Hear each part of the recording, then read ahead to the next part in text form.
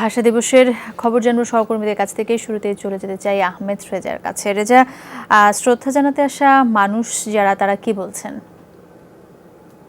শায়লা, আসলে বিভিন্ন জন বিভিন্নভাবে মতামত তাদের প্রকাশ করছেন এবং তারা যেই চেতনার ধারক হয়ে এখানে এসেছেন সেই চেতনার আসলে বহিঃপ্রকাশ বিভিন্ন জন বিভিন্নভাবে করছেন। কেউ বলছেন এটি আমাদের গৌরবের দিন, কেউ বলছেন বাঙালি জাতিসত্তার শুরুর যে সময়টা সেটি আসলে এই 21শে ফেব্রুয়ারির মাধ্যমে শুরু হয়েছিল।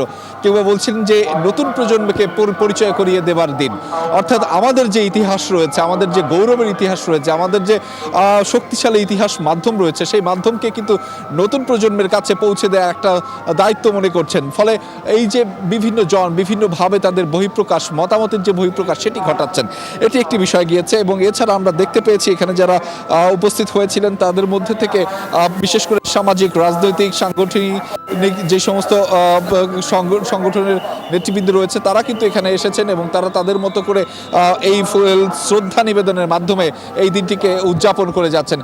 শায়লা, অনেকেই বলছেন যে উদযাপন শব্দটা এই কারণে অনেকে বলছেন যে এটি এখন আন্তর্জাতিক মাতৃভাষা দিবস।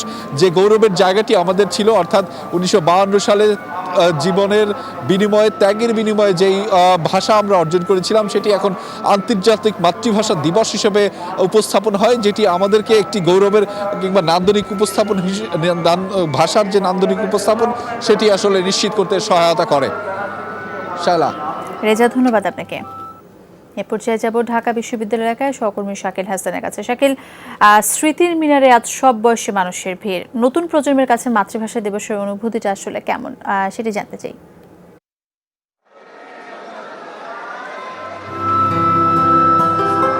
শায়লা, 21 মানে মাথা নত না করা, ঠিক তেমনি 1952 সালের 21শে ফেব্রুয়ারি এদেশের ছাত্র সমাজ, রফিক, সালাম, জব্বার, বরকত, শফিউল, তারা যেমন করে পাকিস্তানি জান্তার কাছে মাথা নত করেনি, ঠিক তেমনি সেই চেতনাকে ধারণ করে নতুন প্রজন্ম এবং প্রজন্ম থেকে প্রজন্মান্তরে কিন্তু এই চেতনাকে ধারণ করেই শহীদ বেদিতে শ্রদ্ধা জানিয়ে সেই শ্রদ্ধার মাধ্যমে কিন্তু শহীদদের স্মরণ করা হচ্ছে।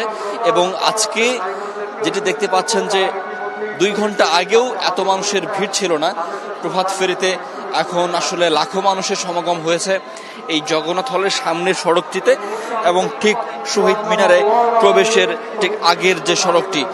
এবং এখানে অসংখ্য শত শত সংগঠন, রাজনৈতিক, সাংস্কৃতিক, সামাজিক সংগঠনের পক্ষ থেকে, বিভিন্ন শিক্ষা প্রতিষ্ঠানের পক্ষ থেকে, বিভিন্ন রাজনৈতিক দলের বিভিন্ন ইউনিটের পক্ষ থেকে তারা ব্যানার নিয়ে এসছেন।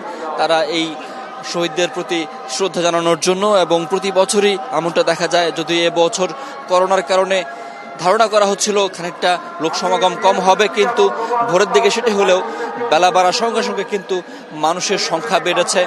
এবং তারা শ্রদ্ধা জানিয়ে তারা বলছেন যে সর্বস্তরে বাংলা প্রচলনের উদ্যোগ নেওয়া হোক, বাংলা ভাষার গবেষণা বাড়ানো হোক, বাংলা সাহিত্যকে আরও সমৃদ্ধ করা হোক, বাংলাকে ছড়িয়ে দেওয়া হোক সারা বিশ্বে, সারা পৃথিবীতে। বাংলা যেন সারা বিশ্বময় ছড়িয়ে পড়তে পারে এবং সব পৃথিবীর সব মাতৃভাষা, মুখের ভাষা যেন রক্ষা পায়। ধন্যবাদ আপনাকে।